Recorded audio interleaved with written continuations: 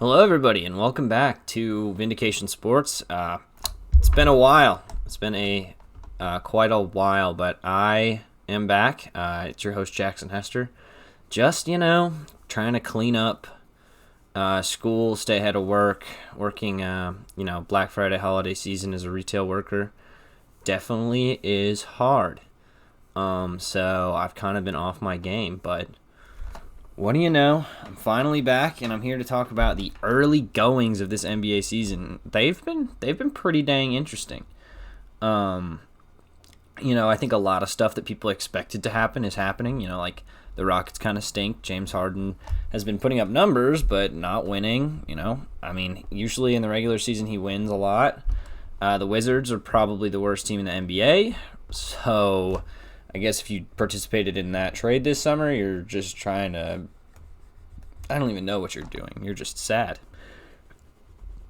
I'm sure you all know about the John Wall for Russell Westbrook exchange they had over the summer. It seems really bad to me. I don't know why you don't just keep Russ and Harden together for one more year, especially if you can't really find a trade destination for James Harden. You can't go into full tank mode, rebuild, which is, I think, what they would like to do.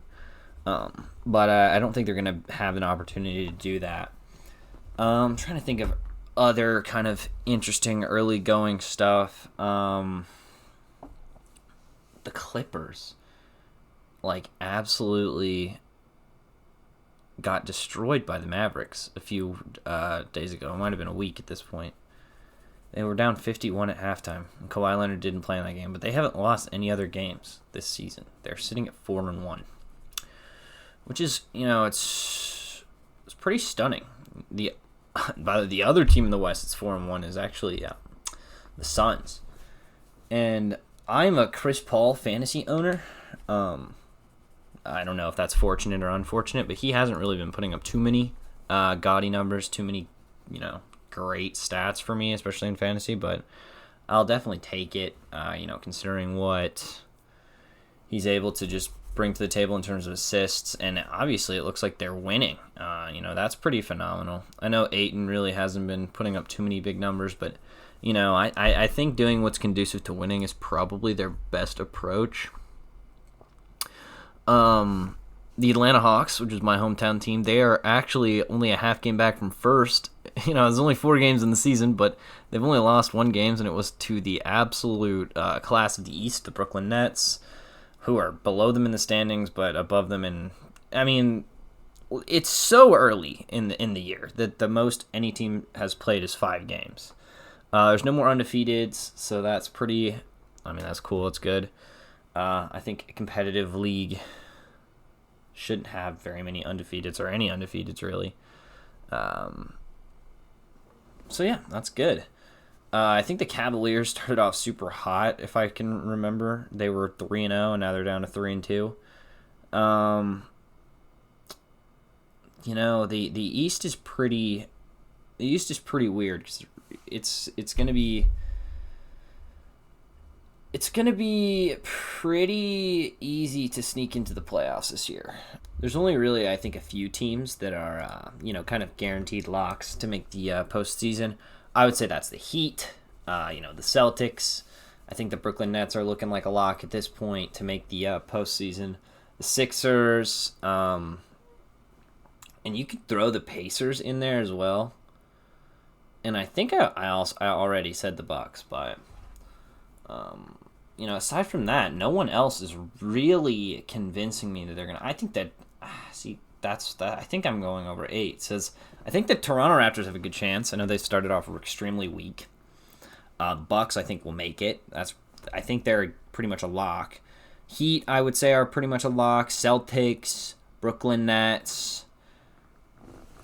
And then, really, you're looking at, 76ers, and that's it for guaranteed lock-in. So I think a lot of these middling or even worse teams can make it in. I don't expect the Pistons or the Wizards or the Bulls or the Knicks or the Hornets to necessarily be one of those teams fighting to make the playoffs. The Wizards are on a 5 losing streak. So that in and of itself is impressive. I don't know if a team that makes the playoffs loses 5 games in a row all year, but to start your season 0-5 is now that's really spectacular. I don't know who they're tanking for, but they're tanking for someone. And then the West, I would say, I think that almost every year we kind of have this discussion where it's like the West is way more dynamic than the East. Like, so many things can happen here. I think that there's obviously a few teams at the top that are pretty much locked down to make the playoffs. The teams that are even like low in the standings right now, I think there's a few of them that are pretty much locked to make the playoffs. I would say that you're probably looking about 4 to 5 teams that I would go ahead and say, barring injuries, the season just plays out normally. You can go ahead and lock these guys into their postseason slots. You don't know where they're going to be in there, but I think that you can expect to see a playoff series for these teams.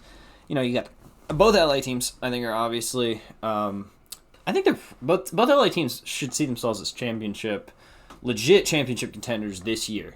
I think the Lakers have improved. I think the Clippers have improved. I think it's just going to be interesting to see how all that plays out. So you got those two in there, and then I would also say that the Denver Nuggets, who are currently sitting in the 13th seed in the West, they're guaranteed to be a postseason team in my eyes. They're only 1-3, but I just can't see a postseason play out where they're not in it. And everything else is up for grabs in my eyes. And maybe you could argue that the Jazz are like a guaranteed playoff team. I think that they pretty much are guaranteed playoff teams. The same thing with the Mavericks. I think they're just going to rack up so many wins throughout the season that they're going to end up making it. I think the Warriors are a team that you want to look at as being competitive. I think almost all the teams in the East are in the West are really competitive. There's only a few. I'll actually just talk about the bottom of the barrel in the West. I think the Kings are a bottom of the barrel team. I know their record's good right now, but I think that's probably illusory. I don't trust that. I don't trust them. Timberwolves are not good. Pretty much period, point blank. The Trailblazers are pretty anemic at this point in their lifespan. They don't even have Hassan Whiteside anymore. Now Hassan Whiteside sits on the bench for the Sacramento Kings. It's just, did the Kings pay him? I don't even really know. The Spurs, they're kind of terrible. And I've got Greg Popovich, and they've got a bunch of decent players, which used to be enough to make the postseason. Not anymore, I don't think, especially not in the West. The Rockets are a team that is stinky. OKC, that's a pretty stinky team as well. And then the Grizzlies without Ja, they're just like a cobra that has had its fangs taken out. It's like there's no real way for the Grizzlies to win by relying on like Kyle Anderson as the second option, and like I don't even know, Jonas Valanciunas is their first option right now. Like they would have been so much happier to get a nice solid draft pick last year. Like this is probably horrible, and you should just never say it because they won Rookie of the Year, they got the best rookie, blah blah blah blah blah blah.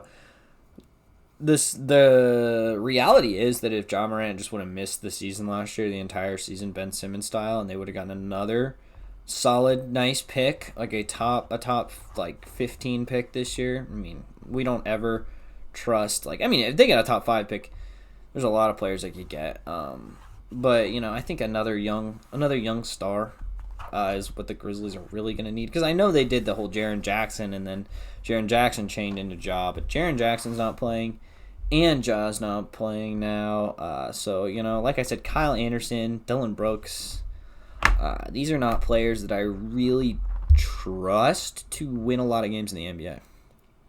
But anyway, I think that's pretty much all I have to say today about the NBA. Just really kind of basic little purview analysis on where I think the season's going to go, how I think the season's played out so far. Hopefully I can get back into talking to you guys on a more frequent basis. Like I said, I've been really kind of crapped out with school lately, school and work and stuff, but I'm not going back to school for a few days. Work seems to have calmed down, and yeah, hopefully this can be a nice little outlet where I can gather my thoughts and kind of sharpen my opinions a little bit more. So this has been Vindication Sports. I've been Jackson Hester. Thank you so much for watching. I'll see you guys next time.